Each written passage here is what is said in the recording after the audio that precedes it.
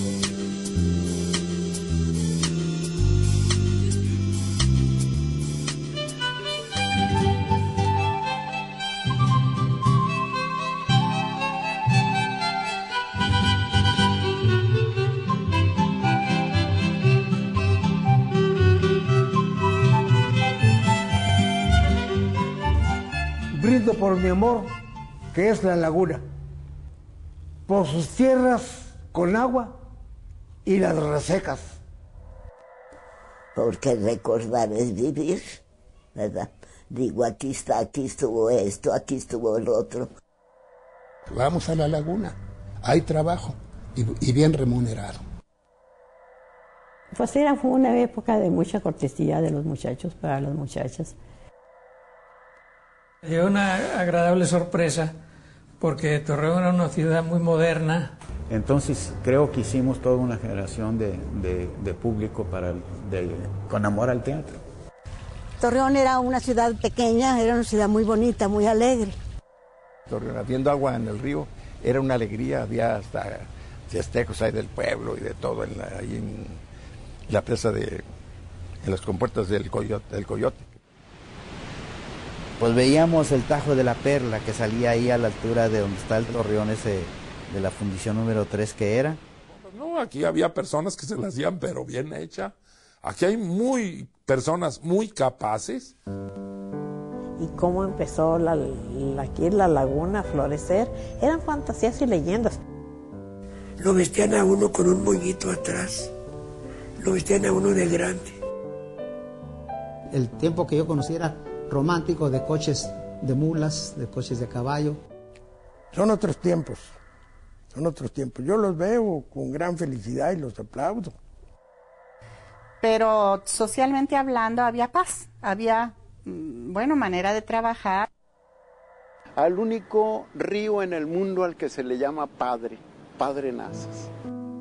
De los tiempos de antes en que, que vamos a emprender una campaña y se emprendía la campaña y a lo mejor ahora también se hace y lo que pasa es que uno no conoce a las gentes que están movilizando en esto, pero siento que en muchos aspectos pues la ciudad ha mejorado.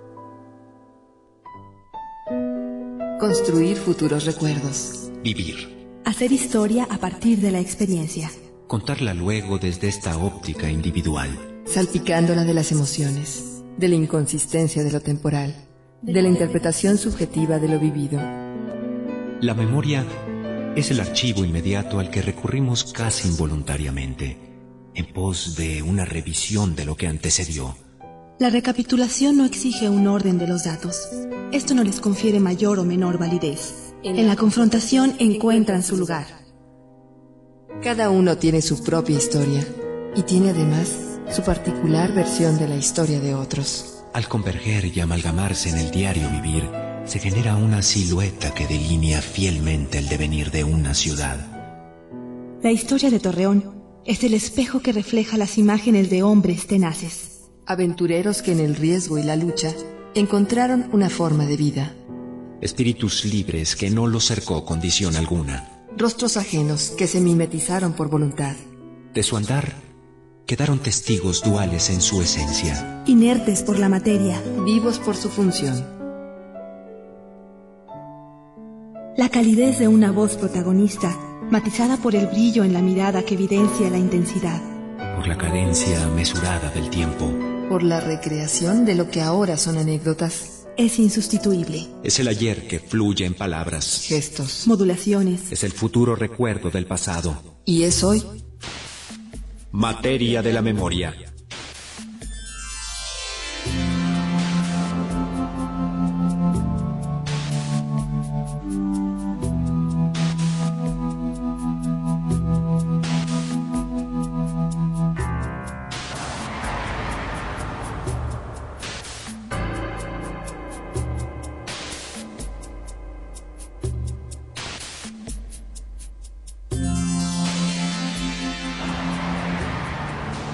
Llegó un español llamado don Leonardo Zuluaga,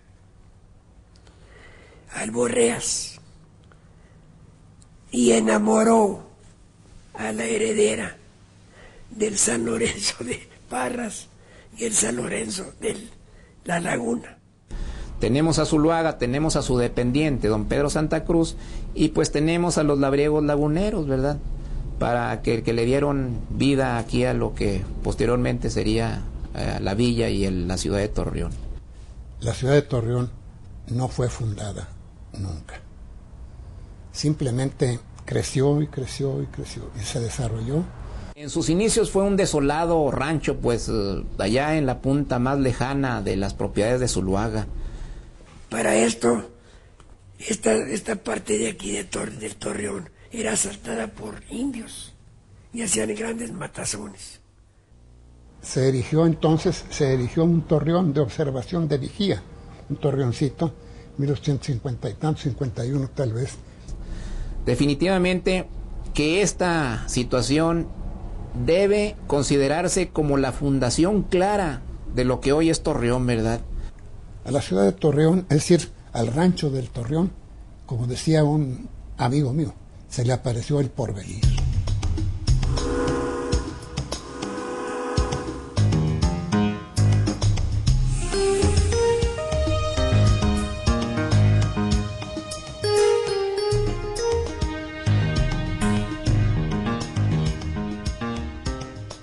La ciudad de Torreón es hija del ferrocarril. Se dio en el momento que cruzaron en este lugar tanto las vías del Central Mexicano, que pasó aquí, empezó a correr en 1884, como posteriormente cuando se dio el cruzamiento con las vías del Ferrocarril Internacional Mexicano. Por medio de los ferrocarriles se podía enviar las pacas de algodón, las pacas de aquella época, que no eran como las actuales, a partes que las consumían como en Puebla y en México. El Central de Juárez a México. El Internacional de Ciudad Porfirio Díaz a la ciudad de Durango, es decir, de Piedras Negras a Durango. Eso ya nos comunicó más. Los mercados ya no nomás era Puebla. Ya venían a comprar los americanos algodón a la laguna.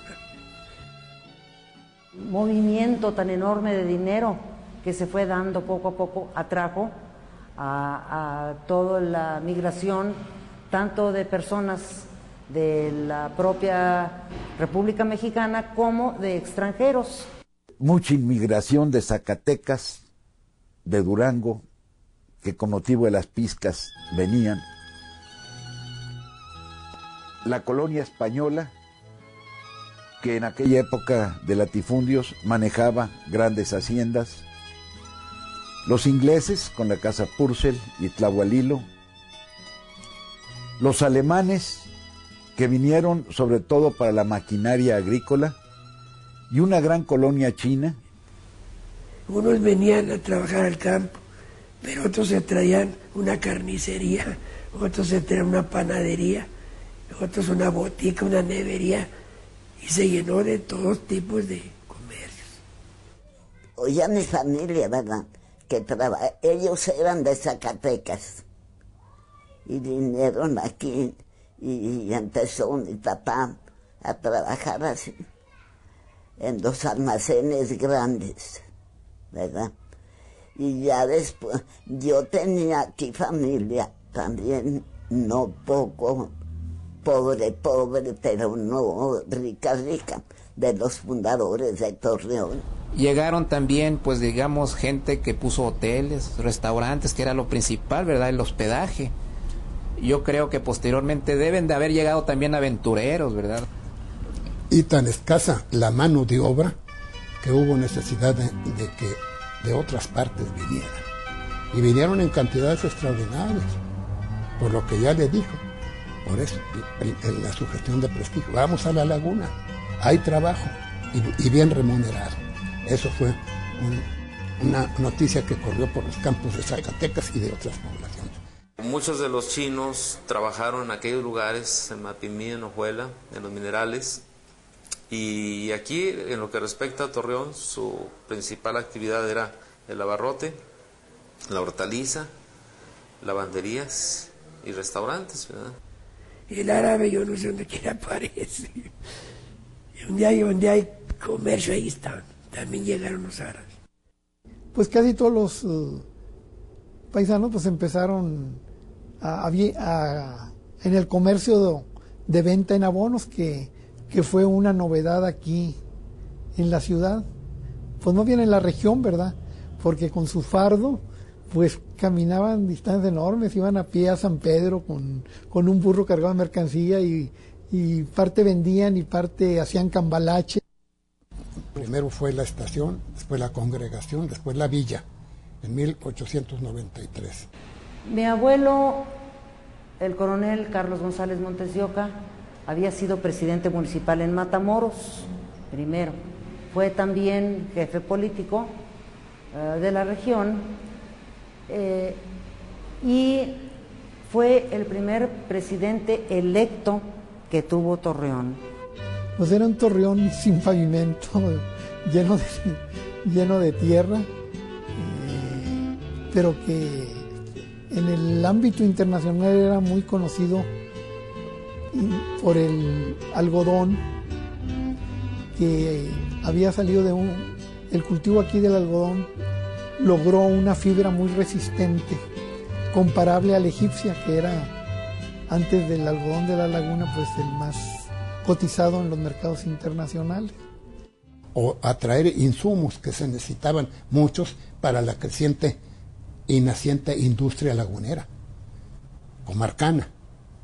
Empezaron las industrias, todos con nombres raros, extraños nombres, elevados nombres, como la Unión, como la Esperanza, como la Fe, todos esos nombres, ¿verdad? Así tan medios raros, pero que llegaban muy adentro del corazón de las gentes en la comarca. La constancia y la amistad de Gómez Palacio, y luego la Fe. Pero eran unas fábricas que apenas sí consumían 20,000 pacas. Mi abuelo tenía sus negocios agrícolas, ¿verdad? También, pues casi se puede decir que fue el que vendió propiamente lo que es el primer cuadro de la ciudad, porque cuando lo compró la casa Sommer Hermann ya estaba hecho la lotificación según el plano del ingeniero Federico Wolf, pero las ventas habían sido unas cuantas, entonces propiamente él fue el que vendió todo lo que es el primer